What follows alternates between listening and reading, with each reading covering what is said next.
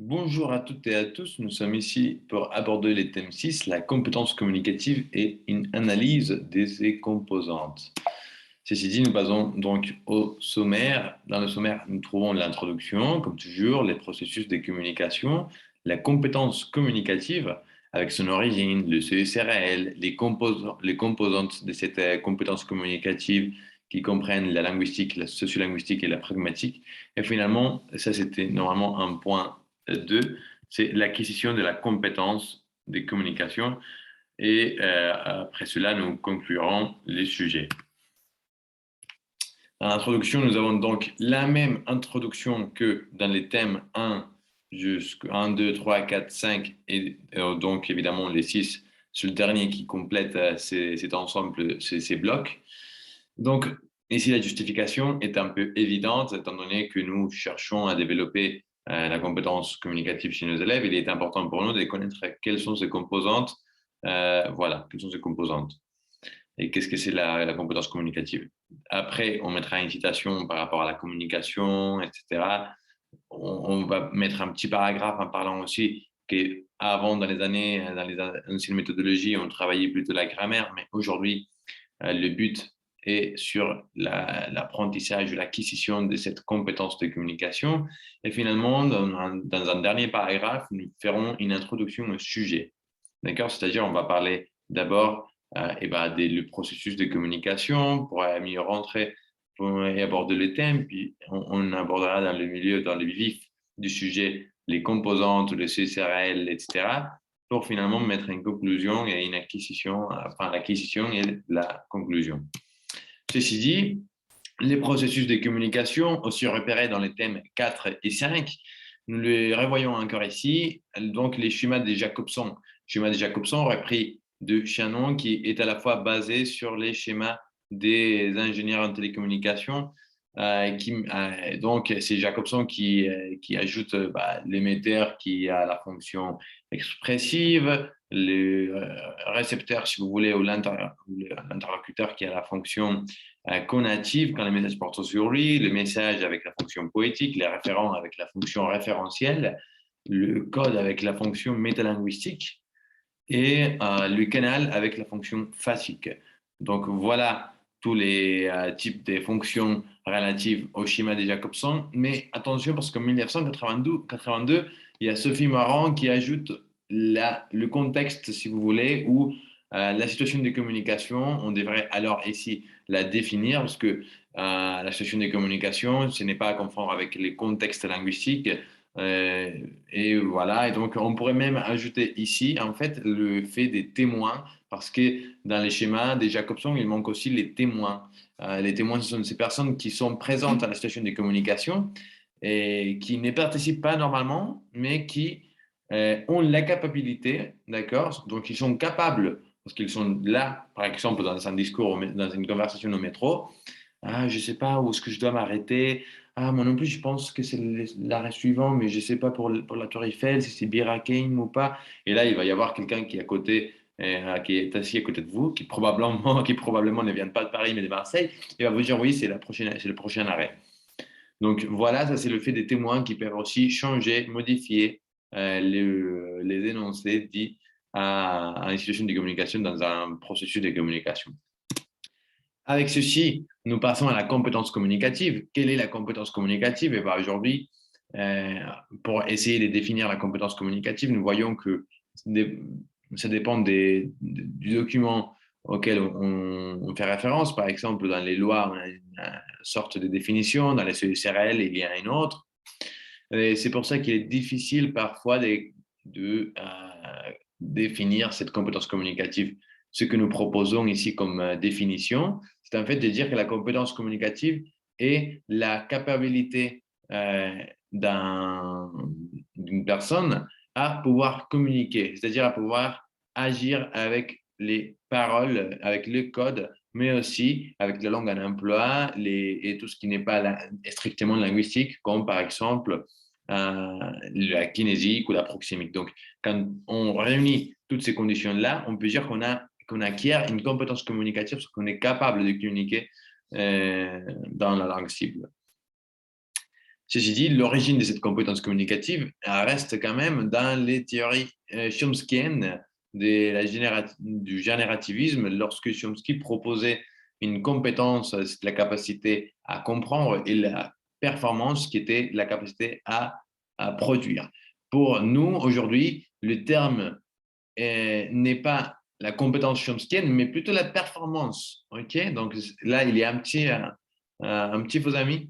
Et puis, il y a aussi une sorte ou un complément de cette origine chez les théories énonciatives et pragmatiques, d'accord, ce sont les théories actuelles euh, par rapport et le rapport à la connaissance de la communication, donc thème 3. Et cette théorie-là, c'est grâce à Émile von Wenist qui, en 1966, il commence à dire que l'important de la communication, c'est le fait qu'elle est insérée dans cette situation de communication et que l'on va agir, que dire, c'est agir. Ceci dit, le CSRL, c'est le cadre européen commun de référence pour les langues, et publié en 2001, mais avec des suites et des réformes, si vous voulez, ou des adaptations au temps d'aujourd'hui. Il y en a une en 2018 et il y en a une autre en 2021.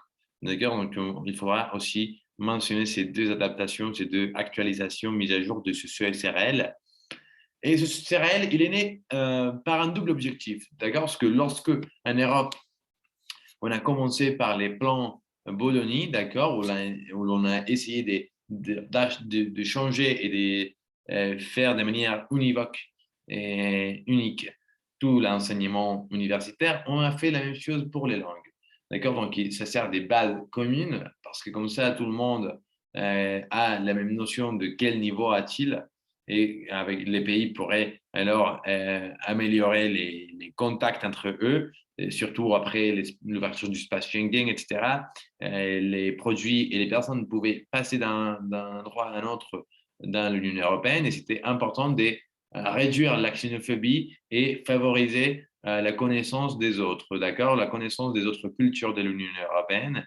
Donc voilà l'objectif politique et des bases communes, c'est double objectif. Il sert donc comme base commune pour établir, par exemple, le niveau, les méthodologies, etc. Donc maintenant, la plupart, tous les modèles des méthodes publiés aujourd'hui à propos de l'apprentissage des langues, ces méthodes-là, ils vont suivre le CSRL, et normalement, si vous trouvez votre méthode, derrière ou devant, il va y avoir une référence à ce CSRL parce que c'est un travail qui a été fait par rapport aux critères du cadre. Il établit donc les 6 niveaux que vous connaissez tous, les niveaux A, enfin les étages A, B et C, et chacun des étages est sous-divisé en deux niveaux, A1 et A2, donc débutant, B1 et B2, donc niveau C et intermédiaire ou indépendant, et puis finalement les niveaux avancés et la maîtrise avec le niveau C2. Voilà donc pour les CSRL. Pourquoi est-ce qu'il est important? Donc, son but est aussi de développer la compétence communicative.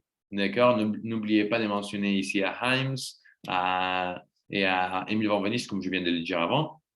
Dans le point numéro 3, et je ne sais pas pourquoi ce n'est pas sorti comme ça, mais c'est les mêmes titres, la compétence communicative, on continue, sauf qu'ici, ce serait CE2. Donc, il y a les composantes de la communication, de la compétence de communication. Elle est subdivisée en différentes sous-composantes. On va en dire 3, linguistique, sociolinguistique et pragmatique.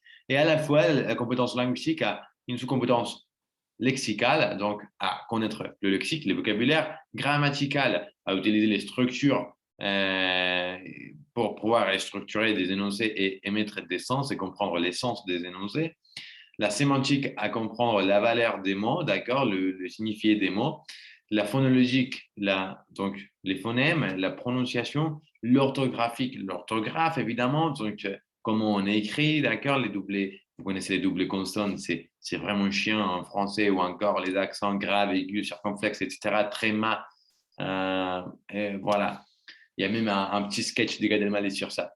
Et la compétence orthoépique, c'est celle de savoir lire à voix haute, d'accord? Quand on lit, par exemple, j'ai dit Elle ouvre la radio pour les nouvelles, fait chauffer son café, écoute les prévisions de la météo, les derniers événements politiques. Ça, c'est pas une compétence orthoépique. Une compétence orthoépique, c'est de dire, elle ouvre la radio pour les nouvelles, fait chauffer son café, écoute les prévisions de la météo, les derniers événements politiques. Le chômage, c'est ce qu'elle préfère. Voilà. On donne aussi, on fait les pauses, etc. Il faut bien lire. Ça, c'est la compétence orthoépique. Très importante aussi, parce que quand on lit, par exemple, un discours, je ne sais pas si vous allez dans votre bal de graduation à terminale, etc., eh ben, il y a des gens qui doivent donner un discours. C'est très important de savoir lire et lire comme si on ne lisait pas, etc. Voilà. Donc, et puis finalement, nous passons à la deuxième compétence ou composante de la compétence de communication, c'est la composante sociolinguistique où il y a des marqueurs des relations sociales comme salut, bonjour, monsieur, madame, mademoiselle, wesh, etc. Ça va marquer la relation sociale que l'on a. Aussi, pas seulement au niveau lexical, mais aussi avec de la kinésique ou de la proxémique, des règles de politesse, évidemment, pour pouvoir bien rentrer, pour pouvoir bien communiquer, il faut le faire avec de la politesse de chaque pays, de chaque culture à laquelle on essaie de s'insérer, d'y rentrer. Puis finalement, des expressions, pas finalement, mais encore des expressions des sagesses populaires. Donc, on a dit dans les sociolinguistiques, marqueurs des relations sociales, règles des politesses. 3, expression des sagesses populaires. Donc, tout ce qui est dicton, etc., et des expressions populaires, on va les rentrer là-dedans. Puis finalement, dans les points 4, différence de registre. Évidemment, nous allons dire bagnole si on est avec un ami, mais voiture si l'on est avec, dans une conférence de presse, par exemple. Et le cinquième point, donc il y en a 5 dans la composante sociolinguistique, c'est les dialectes et l'accent. Je sais que normalement, avec les premiers niveaux, nous n'essayons pas de forcer les différents accents, mais c'est bien quand même d'aller essayer petit à petit de les incorporer parce que, voilà, vous savez que par exemple, la capitale de la francophonie, c'est le Kinshasa. Donc, c'est très important aussi de mettre des accents qui sont un peu plus différents. Voilà. Et parfois même, les Africains, les accents africains sont plus faciles à comprendre par nos élèves espagnols, surtout les premières années. Et puis, nous continuons par la composante pragmatique avec 3 sous-composantes ou sous-compétences. Compétences discursives, donc s'adapter au texte, au discours que l'on émet, si c'est un texte narratif, descriptif, etc. La fonctionnelle, donc quand on a une visée locutoire et on essaye d'accomplir des fonctions, donc que ce soit des micro-fonctions comme par exemple les candidats aux élections qui essayent de s'éventer, c'est une micro-fonction, mais aussi gagner les élections, c'est la macro-fonction. Donc tout ça, ce sont l'effet d'adapter son discours à ses fonctions ou à ses besoins. C'est aussi la composante fonctionnelle. Et puis finalement, la composante ou compétence en interaction, c'est quand on échange, d'accord, quand on est dans une discussion.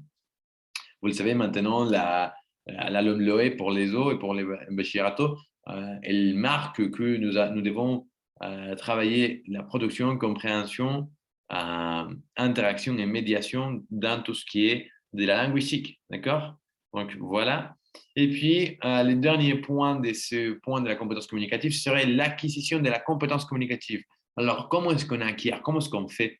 Eh bien, d'abord, dire que ce n'est pas si compliqué, étant donné que ça arrive aussi, ça se passe dans la langue maternelle. Dans la langue maternelle, nous comprenons la linguistique, toutes ces composantes, nous les avons.